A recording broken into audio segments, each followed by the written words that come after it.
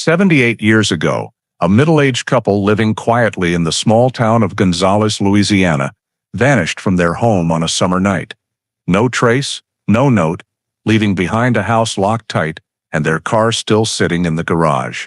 Authorities at the time suspected foul play, but with no bodies, no evidence of a crime, and the investigation quickly hitting a dead end, the case was filed away as an unresolved missing persons matter.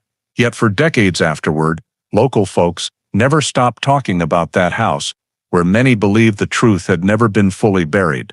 Then one day, nearly 60 years later, when a cold case unit investigator was reviewing the old files, she spotted a tiny detail in the crime scene photos that everyone before her had overlooked. A detail that could upend the entire case and reveal a truth no one could have imagined. Before we dive into this shocking story, let us know in the comments where you're watching from, and if you love cases dug up after decades in the dust, don't forget to subscribe so you don't miss the next video. July 1947. The town of Gonzales, Louisiana, lay quiet among sugarcane fields and flooded swampland, the air thick with heat and the smell of wet earth. The main road cut through town and out to a sparsely settled neighborhood where the Barton Hamilton family lived in a two-story white-painted wooden house with a faded gray tin roof. Barton, 41, worked as an accountant at a small lumber mill near the river. His wife, Christine, 38, took in sewing for the shop at St. Teresa's Catholic Church. And their 22-year-old son, Charles, considered the best-educated kid in the area, was studying engineering in Baton Rouge. The Hamiltons kept to themselves, but were seen as a model family, everyone off to their own business in the morning, gathering in the little kitchen at night to listen to the radio and talk about crops, lumber prices, or Charles's classes. They rarely went out, yet were always polite and often helped by neighbors when needed. In early July, the town was gearing up for the 4th. Flags hung along the streets. The church got a fresh coat of paint on its fence, and the Hamiltons had even tied a few red, white, and blue ribbons across their front porch. That night, the air was stifling, heat rising off the ground and mixing with kitchen smoke. Neighbors noticed the Hamiltons' lights stayed on later than usual. Some later recalled hearing a door open and slam shut, something heavy drop onto the floor, then nothing but silence. A light rain started, enough to drown out any other sound. When dawn came, the street was still quiet. No sign of life from the White House. Curtains were drawn tight, no smoke rose from the chimney, and Barton's black Ford sat untouched in the garage. The milkman passed by and thought it odd that yesterday's bottles were still on the step. By mid-morning, one of Christine's friends stopped by to return some fabric, knocked repeatedly, got no answer, walked around back, kitchen door locked too. Unease spread fast in a small town. A whole couple missing from first light was almost unheard of. Neighbors checked for Charles, no sign of him in the yard either. People started asking if anyone had seen the Hamiltons leave or heard them mention going anywhere. Everyone shook their heads. By noon, under a brutal sun, a few relatives showed up, tried the front door, the back door, everything locked from the inside. They shouted, no reply. Whispers raced down the little street, mixing with the drone of cicadas and the smell of wet earth from the night rain. Finally, when every attempt to reach them failed, a neighbor walked straight to the police station downtown to report that Barton and Christine Hamilton, and apparently their son, had vanished. No one knew where, and their house had gone eerily silent. The report was logged, and Sheriff Walter Duval took the case. That afternoon he left headquarters with a deputy in the old Plymouth and drove the dirt road south to the Hamilton place. On the way he remarked how the air still hung heavy after last night's rain, gray clouds covering the sky. When the car stopped in front of the White House, several neighbors were already waiting at the gate, faces tight with worry, eyes tracking every move the lawman made. Duval walked through the gate and scanned the yard. Grass still wet, a few shallow shoe prints in the soft dirt. Yesterday's milk bottles on the step, front door shut, curtains closed, no sound from inside. He knocked 3 times, nothing. The deputy circled to the back, Kitchen door locked from the inside. No pry marks. Duval crouched by the front lock, undisturbed, paint around the edges unscratched. In the garage, Barton's black Ford sat exactly where it belonged, a thin layer of dust on the hood, tires settled in the same tracks. No sign any other vehicle had been there. Duval jotted preliminary notes, called out one more time. Only hollow echoes answered. As he turned away, the front door suddenly cracked open, and Charles Hamilton stepped out. Shirt wrinkled, hair messy, looking exhausted. He said he'd been home all morning and assumed his parents had left early the previous day for a cabin on Lake Maurepas with 2 friends. Duval asked for the friends' names.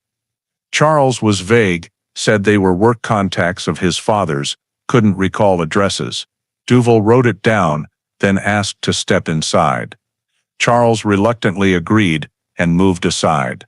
Living room tidy, 2 cold coffee cups on the dining table, newspaper open, tablecloth undisturbed.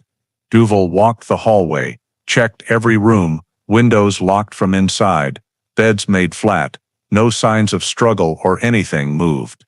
In the master bedroom, closet closed, no missing suitcases, Christine's jewelry box untouched. He had the deputy photograph everything and mark object positions. The place was too neat. It unsettled him. Back in the living room, he pressed Charles for more details about the trip. Departure time, transportation, who picked them up. Charles answered slowly, voice even, no visible emotion or panic. Duval watched him closely, then closed his notebook. He found no evidence of crime, yet he couldn't shake the wrongness of the house, frozen in a half-finished moment. No trace of people about to leave town. On the porch, he checked the locks again, scanned the yard and fence. Nothing but heavy silence and late afternoon light on the wet steps. He had neighbors witness and sign the report, confirming doors locked from inside, house orderly, no forced entry, vehicle in place. The first report was finished on the spot, with the temporary conclusion, missing cause unknown. As he packed up, Duval looked back at the house one last time. No sound except wind in the trees and the faint creak of the metal gate, as if the place itself was hiding something he couldn't yet name. Back at headquarters, Sheriff Walter Duval spent the afternoon verifying everything Charles had said. According to the Sun, Barton and Christine left early to spend a few days at a cabin on Lake Maurepas. Picked up by friends in their own car. Duval pulled records of rentals around the lake, nothing under Hamilton or anything matching the description. Cabins back then were watched by locals. No one remembered seeing a couple that fit. He phoned the Livingston Parish Sheriff's Office. No traffic incidents involving Barton's car or anyone matching their description. No recent accidents on the roads either. He checked with Barton's lumber mill. Barton hadn't shown up since yesterday morning and never missed work without calling out of character. The foreman said no one at the mill knew any friends by the names Charles had vaguely mentioned. Duval noted, companions unverified, no planned or confirmed trip.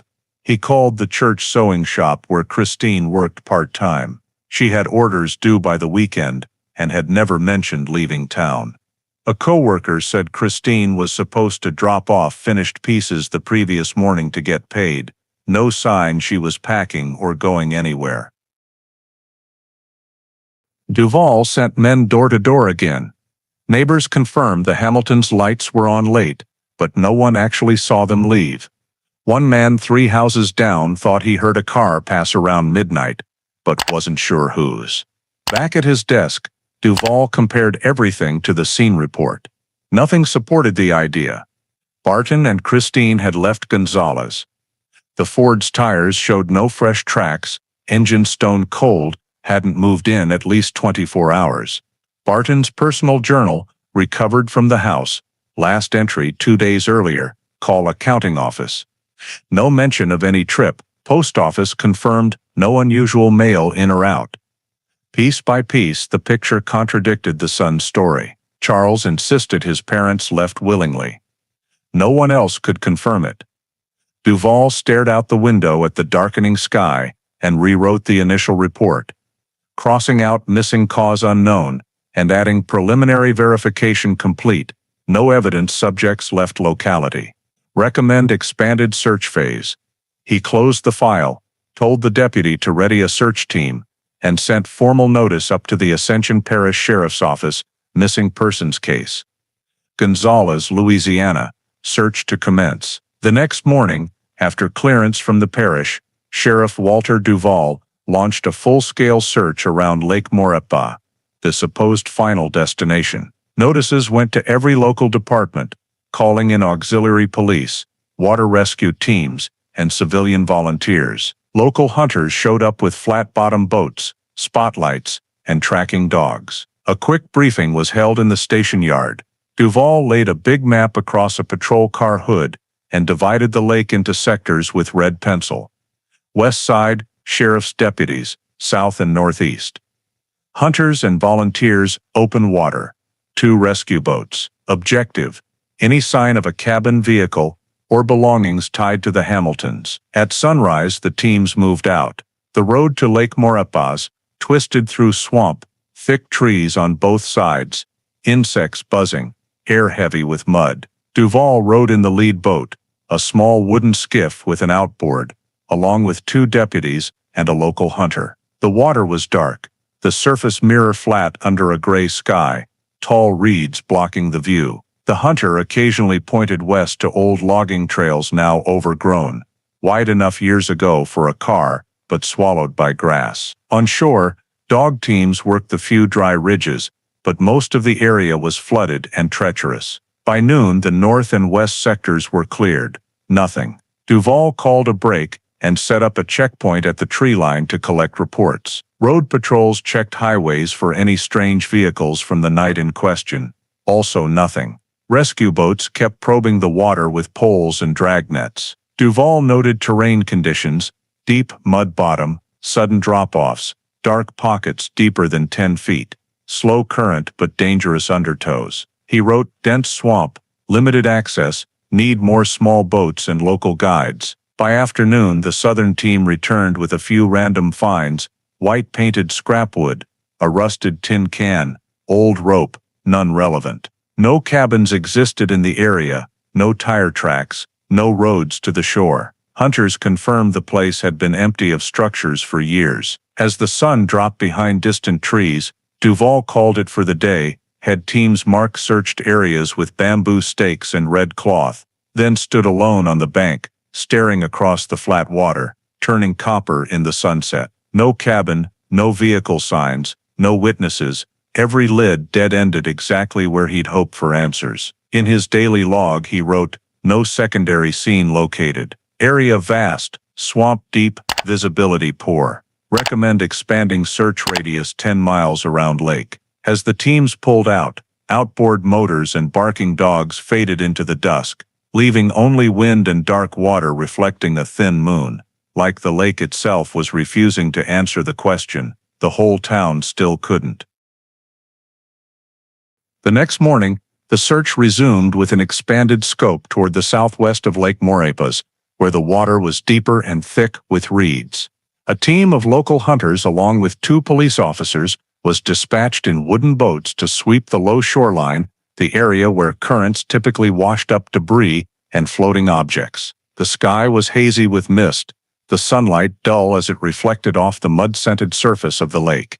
Duval stood on the command boat, observing and noting the coordinates marked with bamboo stakes. Around mid-morning, one of the search boats radioed that they had spotted a strange object caught in the reeds at the western edge of the shore. Duval immediately directed his boat to the location. When they arrived, they discovered a small dark object half buried in the wet grass, covered with a thin layer of mud.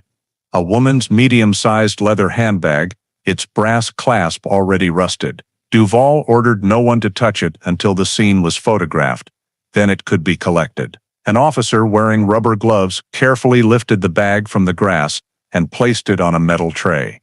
The bag was closed, its surface caked with mud, undamaged, with the strap intact. Duval closely examined the direction of the current and noted that the mud was heavier on the front side, indicating the object had drifted from the shore rather than from the middle of the lake. He wrote, "Likely thrown from the western shore, less than 24 hours ago." The bag was opened for a preliminary inspection on site under a tarp. Inside were a small wallet, a few paper bills, business cards printed with the name Barton Hamilton, accountant, address Gonzales, along with a set of metal keys attached to a wooden tag engraved with the letter H. There was also a handkerchief embroidered with the initials CH and a lipstick tube with a broken cap. Everything was neatly placed in the tray and photographed item by item according to procedure. Duval leaned in for a closer look. The bottom inside the bag was dry, only the edges damp, and the mud smell was fresh. He concluded the bag could not have been floating long and was likely thrown in recently. When he asked the search team, no one recalled seeing the object the previous day, even though the western shore had already been given a preliminary sweep. That detail caught Duval's particular attention. He ordered a seizure report drawn up, assigned the temporary evidence code E4703, signed it on the spot, sealed the bag in a designated cloth evidence bag, and affixed an Ascension Parish Sheriff's seal. An officer filmed the entire process. Duval stood at the edge of the reeds, watching the slow-moving murky water, sensing something was off.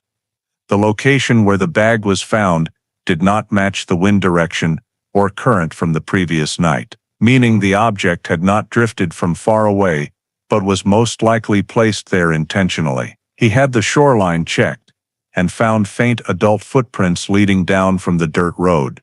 But the mud had dried, and was not clear enough to identify the shoe type.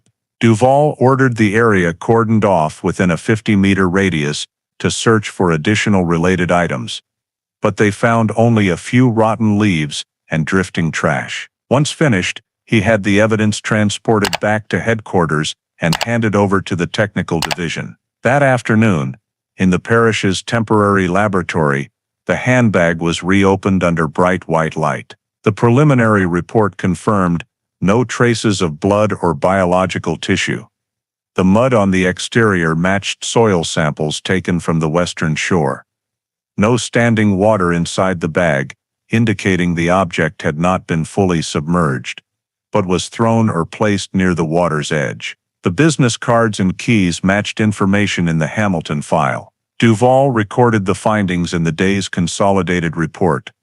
Personal handbag belonging to Christine Hamilton, discovered on the western shore of Lake Marapas. No damage, no signs of theft, likely discarded from the shore. No cabin or vehicle located within the search area. After signing the report, he circled in red the final note.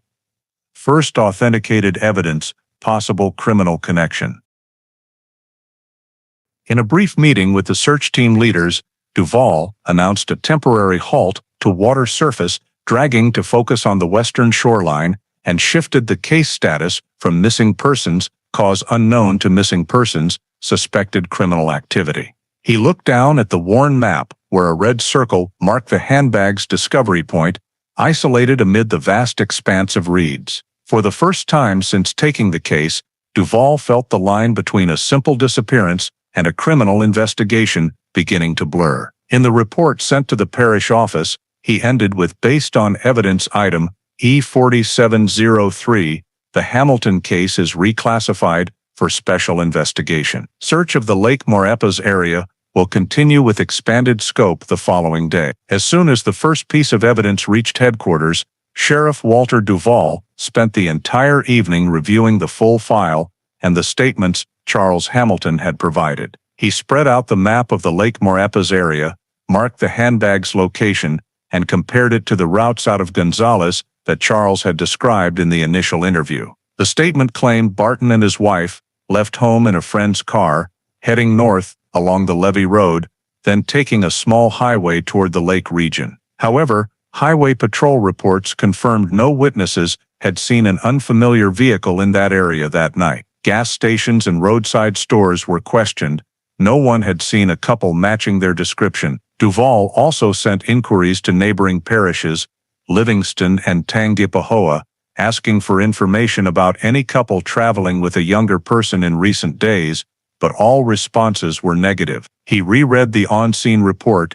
Inside the Hamilton house, no suitcases, no luggage, no signs of preparation for a trip. Based on that, Duvall concluded the vacation cabin story was becoming increasingly implausible. Meanwhile, Christine's handbag had been found at Lake Maurepas with no signs of robbery or theft, making voluntary departure highly unlikely. He summoned Charles to the station for another session, this time formally, as the primary informant in the missing persons case. The interview took place in a small office with only Duvall and a note-taking assistant present. Duvall re-asked about the departure time, who they left with, the vehicle, and why the parents chose to leave on a holiday. Charles repeated most of what he had already said. They went with his father's friends, an acquaintance couple from Baton Rouge, early the previous morning. He stayed behind to watch the house. Duvall pressed for more details about the cabin, on which shore it was, any name or distinguishing features, but Charles said he had never been there, and only heard his parents mention it. When informed that no cabin was registered under the Hamilton name or any known associates, Charles paused, then said his father might have rented it through someone else. Duvall looked him straight in the eye and asked about the last time he saw his parents. When exactly did they leave the house? Charles said when he woke up they were already gone and had only left a note on the kitchen table. But when Duvall asked where the note was, he replied, "I probably threw it away after reading it." That answer was recorded verbatim in the transcript and underlined in red ink. After the interview ended, Duvall sat rereading every line. Every detail Charles provided was unverifiable. No witnesses confirmed seeing them on the road, no cabin existed, and no vehicle was observed leaving the Hamilton house in that time frame. Neighbor reports stated the house lights remained on until late, then went dark, but no one heard an engine start. A woman living across the street clearly recalled stepping onto her porch around midnight because her dog was barking. She saw the front door closed and no headlights shining from the garage. All those statements, when cross-referenced with the still-parked Ford and the handbag found near the lake, convinced Duvall that Barton and Christine Hamilton never left Gonzales in the manner their son described. He compiled all the data into a summary table with 3 columns: statement, verification results, discrepancies. The first column listed Charles's account of the trip and the mysterious friends. The second recorded responses from lodges, local authorities, and witnesses around the lake. The third simply read, "No match. Does not exist. No witnesses." When the table was complete, the final note contained only one line: "No evidence of departure from the area." Duvall understood this could no longer be treated as an ordinary missing persons case. He closed the file, pulled a formal form from the drawer, and filled in the new case title: Hamilton Missing Persons, Suspicious Case. With black ink, he underlined the word suspicious to emphasize the special status. In his duty log, for that day he added a few lines. Victim's son's statements lack supporting evidence. No couple confirmed encountering the Hamiltons in the Lake Maurepas area. Neighbors confirmed no vehicle left the house. Based on evidence and scene cross-checks, case reclassified as suspected criminal. Duvall carefully set the file aside, looked up at the wall map where Lake Maurepas was circled in red. Every road from Gonzales to the lake had been checked, and there was no trace except for that one small handbag. In his mind, a hypothesis was forming, not yet solid enough to voice, but strong enough to convince him that something terribly wrong had happened inside that white-painted house on the hot night the whole town still believed had been peaceful. After completing the case reclassification paperwork and submitting the report to the parish office, Sheriff Walter Duvall decided to take the next step: obtain an official search warrant for the Hamilton family home. The collected facts showed clear contradictions between statements and evidence, and verifying the scene had become necessary to either rule out or confirm criminal suspicions. The warrant was approved by the district court the following morning, authorizing a full search of the residence and surrounding property. Duvall arrived with 2 officers and a forensic technician just after sunrise. The neighborhood was still quiet. The White House looked exactly as it had on their first visit. He ordered temporary barricades set up, restricted access, and invited a neighboring resident to witness the unlocking. After confirming all windows were locked from the inside, Duval had the front door opened with Charles Hamilton's key. The moment they stepped inside, the air felt heavy with dampness and smoke. Dim light filtered through thick curtains. He instructed no one to touch anything until the entire interior was photographed. The assistant set up the Rolleiflex camera and began documenting every corner. In the living room, they found the small coffee table tipped over, one leg broken, a fresh crack visible. Beneath it, the rug bore a palm-sized brownish stain, evenly spread and darker than the fabric. Duval crouched to examine it, shone a flashlight close, and noted unidentified stain, possibly dried liquid. He had the technician cut out the stained section of rug and seal it in an evidence bag. On the dining table, the 2 coffee cups remained exactly as he had first seen them, now covered with a thin layer of dust, confirming no one had touched them in days. In the corner, the brick fireplace still held light-colored ash. The surface was fine and had not yet turned completely gray. Duval asked the technician, who confirmed the ash looked recent and unusual, mixed with tiny metal fragments and bits of ceramic. He used tweezers to collect several pieces into a vial labeled A47-1. An additional ash sample was taken for comparison. Shining the light deeper into the hearth, Duval detected a strange burnt smell, not entirely that of burning wood. He recorded the detail in his notebook. Continuing through the dining room and hallway, they found no missing items or signs of forced entry. In the master bedroom, the bed was neatly made, but small porcelain shards lay on the floor, possibly from a broken cup. He collected them, labeled B47-2. Charles's room was tidy. Nothing unusual except a cardboard box containing technical books and a few drawings. The entire downstairs was photographed from 4 angles. Every piece of potential evidence was marked with a ruler and identifier on the floor. When the team moved to the back porch, Duval noticed a small scratch on the doorframe, knee-high, with slight paint flaking, but not enough to determine the cause. He scraped off a bit of paint and wood with a thin blade and sealed it separately. The entire morning passed in near silence, broken only by camera shutters and the rustle of the technician's notes. By midday, the interior search was complete, and the samples were sealed in 4 separate bags. The stained rug, ash, and metal fragments from the fireplace, porcelain shards from the bedroom, and the doorframe wood sample. All were signed by Duval and countersigned by the witness. He stood in the living room one last time, surveying the house. Everything appeared carefully arranged. No chaos, no obvious signs of violence, yet the perfect stillness gave him the feeling that real evidence had been hidden beneath this tidy surface. Before leaving, Duval had the technician reseal the doors and affix police tape. A temporary scene report was written on site, describing overturned coffee table, brownish stain on rug suspected to be liquid, fresh ash in fireplace containing metal fragments, no signs of break-in, furnishings intact. As he left the house carrying the evidence bags, they felt heavier than their actual weight. He knew the small fragments collected that morning might be the first, albeit faint, clues to what had happened inside that quiet home on the night 2 people suddenly vanished. The samples collected during the Hamilton house search were carefully sealed by Sheriff Walter Duval and sent the next morning to the State Forensic Laboratory in Baton Rouge. The unit, equipped to handle complex or unclear cases with the most advanced analytical equipment available at the time. The receiving officer opened and inventoried each bag.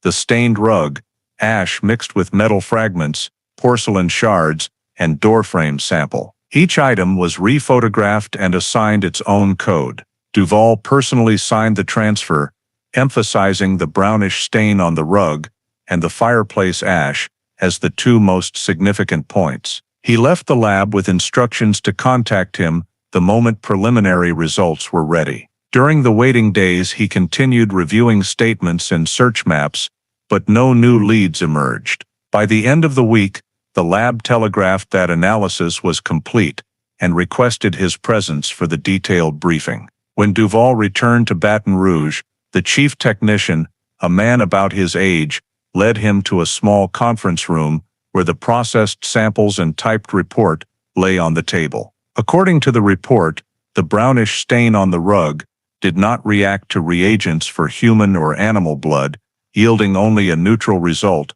possibly some other dried organic substance such as coffee, wine, or mineral-rich water. There was no confirmation of blood.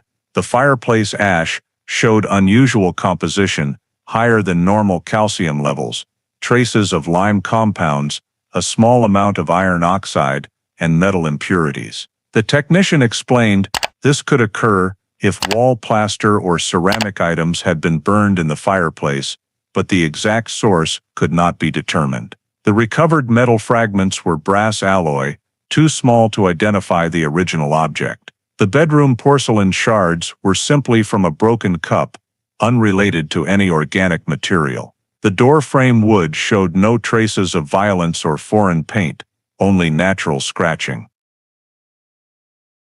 The report concluded there was no definitive evidence of criminal activity or signs of a crime inside the Hamilton residence. The findings were stamped and signed by the 3 responsible technicians. Duval read every line repeatedly, then asked to re-examine the ash under a microscope. He noticed tiny white particles mixed with the black ash, but the technician confirmed they were plaster fragments that could have fallen during normal fireplace use. Duval made a private note: ash with high calcium, abnormal, source undetermined. Despite his lingering suspicion, he had to accept that the analysis provided no basis to open a criminal investigation. No blood, no signs of violence, no direct evidence. Under state regulations, the case could only be upgraded with concrete proof of injury or death. Duval signed for the return of all evidence, repackaged it in sealed containers, and transported it back to the Ascension Parish Evidence Vault. On the drive back to Gonzales, he sat in silence, afternoon light filtering through the windshield onto the thick file resting on his lap. He understood the investigation had to pause at the verification stage, and any further effort would require new information. At headquarters, he opened the evidence cabinet, placed the box in the locked section, and labeled it Hamilton, Lab Results. Inconclusive. In that day's duty log he wrote, Baton Rouge forensic report shows no blood traces, ash contains calcium and lime, no criminal evidence. File paused at monitoring level. Insufficient legal basis for criminal investigation. Then he closed the log, leaned back in his chair, and felt the familiar weight of a case with no clear direction, where the collected fragments still refused to form a complete picture. In the quiet room, lit only by the ticking clock and the fading late-day sun on the wooden desk, Duval knew that for now, the Hamilton case would remain classified as an undetermined disappearance, and all his questions would have to wait for answers that might never come. The report from Baton Rouge yielded no results that could advance the case, but Sheriff Walter Duval still couldn't shake the feeling that something was off in Charles Hamilton's statement. 2 days after receiving the lab findings, he sent a summons for Charles to come back to the station for a second interview, aiming to test the consistency between his story and the circumstantial evidence already collected. The interrogation took place in the small room at headquarters, with only Duval, a note-taking deputy, and Charles present. The atmosphere was quiet, broken only by the steady tick-tock of the wall clock. Duval began with the familiar questions: what time his parents left the house, who drove them, what they took with them. Charles repeated that his parents had left early in the morning, picked up by a friend of his father's, to go to a cabin on Lake Marepas, taking 2 small suitcases and a grocery bag. Duval jotted notes and pressed for details about the suitcases, color, size, who carried them. Charles hesitated, then said, one was brown, the other, maybe blue. Duval compared this to the search inventory, which clearly stated no suitcases were missing. The closets were intact. clothes neatly folded. He pointed this out and asked if perhaps his parents had left the suitcases in their friend's car. Charles just nodded and added nothing more. Duval moved on to Christine's purse, found at Lake Marepas. When he mentioned the business cards and key ring inside, Charles looked surprised and said, "Maybe Mom took a different purse, not that one." Duval paused, made a quick note, then asked how many similar purses his mother owned. The answer was vague. "I don't remember, probably 2 or 3. She changed them a lot." Duval kept probing about the last time Charles saw his parents. He said they were already gone when he woke up, leaving only a short note on the kitchen table. Duval asked if he still had the note. Charles said he threw it away after reading it, because it just said they were going away for a few days. Duval wrote down the exact wording and underlined it in red ink, just as he had before. He asked another question in the house: "Who usually locked the door when leaving?" Charles answered, "Usually my dad." But when Duval asked why the door had been locked from the inside when he arrived, Charles didn't answer right away and finally said maybe his parents locked it by mistake and left through the back, even though Charles himself had already confirmed the back door was locked too. Duval wrote down the detail, slowly read it back to Charles, and asked him to confirm. Charles stared at the table and nodded reluctantly. Throughout the interview, Charles's voice stayed steady, not trembling, but it lacked naturalness. His answers were evasive and occasionally contradicted themselves. When Duval pressed for more about the friend who had driven his parents, Charles repeated, "They were friends from Baton Rouge. I don't really remember. My parents said they knew them from work." Duval asked for a description of the person or the car. Charles said, "I think it was a gray car, a sedan," then a few minutes later corrected himself, "Maybe blue." Duval looked up and stared at him without speaking, then signaled the deputy to write it down. He understood that these inconsistent details were, by themselves, already undermining the entire story. After more than an hour, Duval moved to the summary, reading back each point and asking Charles to sign the statement. Charles signed without further comment. Duval watched his expression as he left the room, eyes down, gait calm but slightly tense. When the door closed, Duval sat still, staring at the thick notes. Everything was at the level of suspicion, nothing direct. Christine's purse, the ashes in the fireplace, the brown stain on the rug, all vague, nothing conclusive. He knew he couldn't hold Charles just on a bad feeling. There was no legal basis to link him to anything. Before closing the report, Duval added a short line in his duty log. Second statement, inconsistent, lacking specifics, but no direct evidence. Subject released. Continue monitoring. He closed the notebook, looked out the small window behind his desk, where the late afternoon light cast a dim stripe. The Hamilton case, though it had moved a few steps forward, still felt like a road disappearing into fog.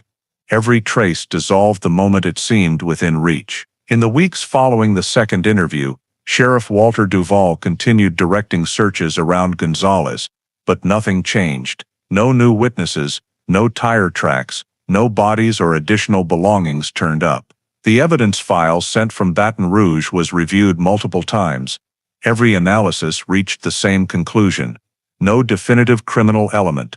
Highway patrol units stopped sweeping the roads, and the Lake Maurepas search team disbanded after finding nothing beyond a few pieces of driftwood and trash. Local papers had run short articles about the mysterious disappearance of a Gonzales couple, but no one had more information. Duval, still suspicious, understood the case had reached the limit of what the law allowed him to pursue. One long afternoon, he sat in his office reviewing the entire file: scene reports, photographs, search maps, Charles's statements, lab reports, everything stacked into a thick folder that was nevertheless empty of real answers. No evidence of a crime, no grounds for an arrest warrant or further investigation. Under pressure from superiors, he was forced to draft the report, closing the initial investigation phase. In the summary sent to the Ascension Parish office, the typed conclusion read, "No bodies recovered, no new physical evidence, no proof of criminal activity. Conclusion, disappearance undetermined. The file was assigned case number 4717 and moved to temporary storage in Baton Rouge. Duval signed last, stamped it with the red parish sheriff's seal, feeling both unfinished and powerless. The Hamilton case, once the focus of attention in the early days, was quickly replaced by routine matters, thefts, fires, land disputes. The Hamiltons' neighbors stopped talking about it. The white-painted house gradually became abandoned, grass overgrowing the walkway. Charles Hamilton stayed there a few more weeks, then sold the house to a distant relative and left Louisiana. Immigration records showed he moved to Texas without leaving a forwarding address. Duval made a short note in his pocket notebook. Victim's son left the state, case no progress. That fall, he sent a letter to state police requesting the Hamilton file remain on a watch list in case new information surfaced. A reply came weeks later, will be retained and reopened upon new data. From then on, file 4717 sat untouched in storage in Baton Rouge, its cover bearing only 3 lines. Hamilton, Barton and Christine, missing persons, 1947. No one mentioned it again. No supplemental reports, no updates. Duval still thought about the case on late-night shifts, staring at the reflection of streetlights on rows of old files in the cabinet. He always felt he had missed something in that White House, one small detail that could have changed everything, but time and procedure had stripped him of the authority to dig deeper. When 1947 ended, the final report on the Hamiltons was filed under unresolved missing persons, alongside dozens of others who had left town and never returned. The folder grew thinner over time, paper yellowing, ink fading, and the name Hamilton gradually slipped from the memory of anyone who had once known them, leaving only a few dry lines in the register. No bodies recovered, no additional evidence. Case closed. The Hamilton file lay undisturbed in the Baton Rouge archives for many years after the initial investigation was closed. Occasionally, during routine audits, a clerk would open the metal cabinet, check the index, add a new sticker, and slide it back into place. No one requested updates. No new information arrived. The 1950s and 1960s passed. Gonzales changed with paved roads, and the old lumber mill where Barton had worked changed owners. The Hamilton disappearance survived only as a vague old story among the elderly. Sheriff Walter Duval served nearly 2 more decades, retiring in 1968. He always called it the only unfinished case of my career. He died in 1972, taking his private notes with him, unread. The Hamiltons' White House passed through multiple owners, was renovated and reconfigured, but no one knew that behind its walls and under its floors had once been the scene of an unsolved disappearance. As for Charles Hamilton, tax records showed he settled in Texas, later moved to Oklahoma, worked odd jobs in mechanics, never married, had no criminal record, and died of lung disease in 1982, buried on the outskirts of Tulsa. With the death of the last family member, the case effectively vanished from community memory. Related documents faded, printed ink turned silver, scene photos lost color, some pages stained brown by humidity. When archivists conducted inventory in the early 1990s, they noted original evidence deteriorating, digitized when feasible. That work, however, waited many more years. In 2005, the state of Louisiana officially established the Cold Case Unit under the Criminal Investigation Bureau, tasked with reviewing all unsolved disappearances and homicides from the previous century. The project was federally funded to pilot DNA technology and digitize records. At the new headquarters in Baton Rouge, thousands of old case files were transferred from parish offices and lined the shelves. During sorting, Inspector Megan Crowell, 39, was assigned the pre-1950 missing persons group. She was experienced in reconstructing cases from faint evidence and incomplete files, having worked on several data recovery projects. Among the yellowed folders, she noticed a thin one typed on the cover, Hamilton, Barton and Christine, Missing Persons, 1947. The jacket bore a faded red stamp. Disappearance undetermined. In the lower right corner was the barely visible seal of the Ascension Parish Sheriff's Office. Inside, besides the summary report, there were only a few blurry photos and carbon copies of the 1947 Baton Rouge lab results, the black and white pictures of the White House, the overturned coffee table, the fireplace, and the rug with dark streaks made Megan linger longer than usual. She read every line of the old reports, noting the descriptions unidentified brown stain and ash containing calcium and lime. At the end was Walter Duvall's signature and a private note in blue ink. Something's not right, but can't prove it. The file was categorized as suspicious, insufficient criminal data. Under cold case guidelines, files showing irregularities or retaining testable evidence were prioritized for reevaluation. Megan added Hamilton to the first 30 cases for review, marking the physical evidence present column in red. She requested the old evidence locker transfer the entire sealed box coded 47 begging for re-examination. On the box lid, unidentified was stamped in black ink beside a frayed evidence tape. When she lifted the lid for a preliminary check, the smell of damp paper and age wafted out. Inside were cloth bags containing rug cuttings, ash, metal fragments, all still bearing Duvall's labels and signature. Among more complex and famous cases, Hamilton was a small overlooked file, but its very silence made Megan choose it. She wrote in her work log, beginning re-evaluation of 1947 Hamilton disappearance, suspicious file. When she turned off the office lights that evening, only the old yellow folder remained on her desk, now clipped to a fresh printout, clearly titled Cold Case Unit, Preliminary Review. In her first days at the Cold Case Unit, Inspector Megan Crowell spent most of her time in archives rereading the Hamilton file. It was thin but full of details that troubled her. It opened with the 1947 scene report, describing overturned coffee table, brown stain on rug, fresh ash in fireplace. The accompanying photos showed numbered evidence markers in ink, yet when Megan compared them, she noticed discrepancies.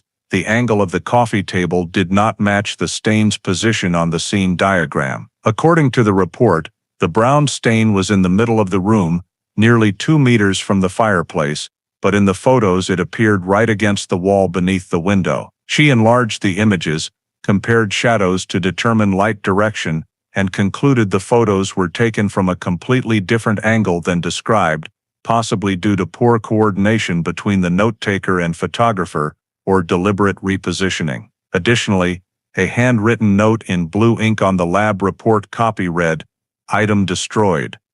W. Duvall," next to the entry for rug section and ash. Under 1947 procedure, evidence could only be destroyed with commanding officer approval, yet no supporting document existed. Megan paused a long time over that line, then lightly underlined it in pencil. She continued to the old report's conclusion, no criminal element detected. Case closed, disappearance undetermined. In the attached copy of Sheriff Duvall's final duty log was a handwritten line, "Something's not right, but can't prove it." For Megan, the existence of two conflicting details, evidence marked destroyed without documentation, and the lead investigator's expressed suspicion, was enough to question the integrity of the entire case. She created a 2-column comparison chart, 1947 description, and actual scene photos. While comparing, she discovered the ash location in the fireplace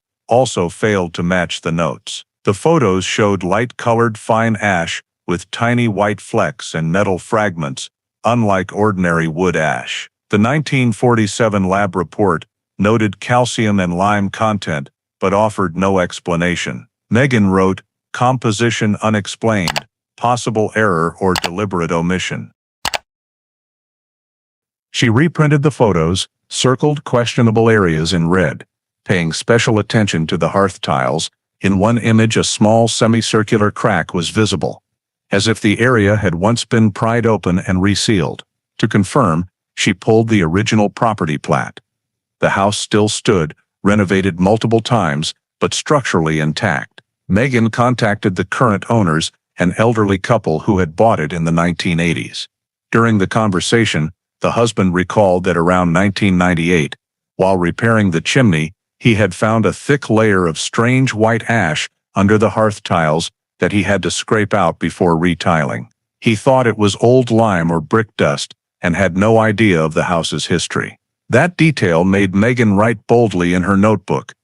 White ash layer confirmed, witness statement.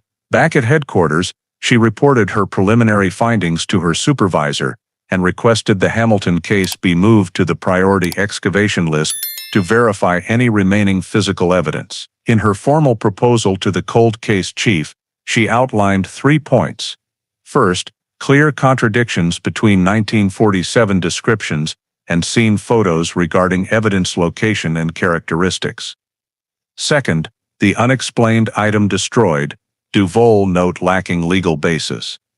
Third, the current owner's information about an unusual white ash layer, potentially linked to the original sample. The proposal ended with request warrant for excavation and examination of the Hamilton fireplace area. After review, the chief agreed the case met criteria for reinvestigation due to recoverable physical evidence. Preliminary excavation approval was granted and forwarded to legal for court permission in Ascension Parish. As Megan signed the bottom of the document, she felt the familiar chill that came whenever an old case was about to open.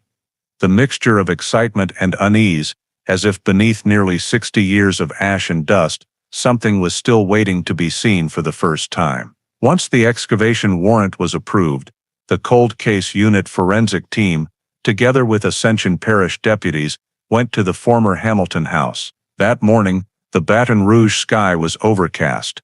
Wind off the Mississippi carried dampness that made the air thick and heavy. The technical team consisted of 6 people.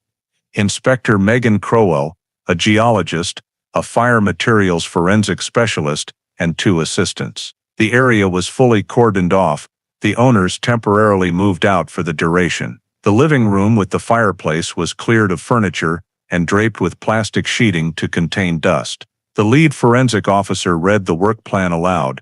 Objective: examine hearth and fireplace cavity, collect ash, tile, soil, and combustion residue samples, identify any organic or bone traces. Each member signed the area unsealing log. Megan stood back watching as technicians began removing the facing tiles. The old red bricks cracked and crumbled, mortar dust falling to the floor. When the mortar was pried away, a layer of fine pale gray ash appeared, thicker than normal for a standard fireplace. The technician scooped portions into stainless trays with a metal spoon, measured depth, and logged. First ash layer, 3.5 centimeters thick, light color, high looseness. The ash was then sifted under bright light. Megan leaned in and saw tiny shiny flecks inside, not sand or gravel. Under magnification they were flat and round, smooth-surfaced, mixed with thin half-burned fibers that looked like cloth. Everything was bagged separately and labeled H471A. When the second layer was removed at about 10 centimeters deeper, one technician heard a small clink against the tool. They stopped and carefully extracted with tweezers a cloudy white fragment the size of half a coin, porous, lightweight, edges rough. The technician examined it, measured with calipers, and said quietly, "Porous structure like bone." Megan immediately ordered photos, recorded the exact coordinates, and placed the fragment in an evidence box. She added to her log, "Suspected bone fragment, fireplace cavity, 12 centimeters depth, northeast corner." Continuing through 2 more layers, the team recovered 3 additional similar fragments: a rust stain eaten into a brick, and clumps of charred fiber. Each sample was collected, weighed, and documented separately. A chemist dripped phosphate reagent. The solution changed color faintly, indicating calcium phosphate, characteristic of human bone material. No one spoke, only the scratch of pens and the sound of hand tools on brick. When the final hearth layer was lifted, total depth reached 20 centimeters. The bottom surface showed unnatural cracks, as if it had once been opened and resealed with old cement. The geologist confirmed the cracks were not natural. Through her safety goggles, Megan saw 2 thin black metal wires mixed into the cement block, possibly binding wire or bent pins. She ordered the entire 20-kilogram cement block removed intact for separate examination. Every movement was filmed and time-stamped. After nearly 8 continuous hours, excavation was complete. In total, they recovered 8 primary samples: ash, bricks, subfloor soil, lime powder, 4 small bone fragments, 2 pieces of rusted metal, and charred cloth fibers. All were sealed in specialized containers labeled Cold Case Unit 4721, signed by the officer in charge. Before leaving, Megan did a final scene check: the empty brick hearth frame, late sunlight filtering through dust and casting silver streaks. She ordered overall photos and marked the exact excavation coordinates on the house diagram. As the team packed tools, the forensic lead read the day's log aloud. Every entry was verified: start 8:10, finish 16:35, all evidence sealed, nothing missing. The climate-controlled transport van waited outside. Duval was long gone. Everyone originally involved had passed away, yet now, after nearly 60 years, the first tangible traces had appeared in the very room where in 1947 they had written nothing unusual. When the van doors closed, Megan signed the final entry of the day: Hamilton House fireplace, excavation completed. Evidence transferred to New Orleans DNA lab for analysis. Seal number CC4721. On the drive back, the van moved slowly through the quiet neighborhood, wind rustling the trees, red dust clinging to the side mirrors. Inside the sealed cargo area, the fragile white fragments lay protected by 3 layers of tape, the brittle remnants of a past that for the first time finally had a chance to speak for itself. The samples recovered during the fireplace excavation were transferred to the DNA identification laboratory of the Louisiana State Forensic Science Center in New Orleans. The following morning, a handover document was signed between the cold case unit representative and the lab director, marking the first step in the in-depth analysis phase. At the laboratory, technicians began sorting each sample: 4 small bone fragments, 2 pieces of rusted metal, ash samples, and charred fabric fibers. Under the scanning electron microscope, the structure of the opaque white fragments became clearer. They were neither ceramic nor limestone as some had predicted. The surface was porous, showed marrow cavities, natural fracture lines, and tested positive with organic phosphate reagents. The lead technician confirmed they were human bone.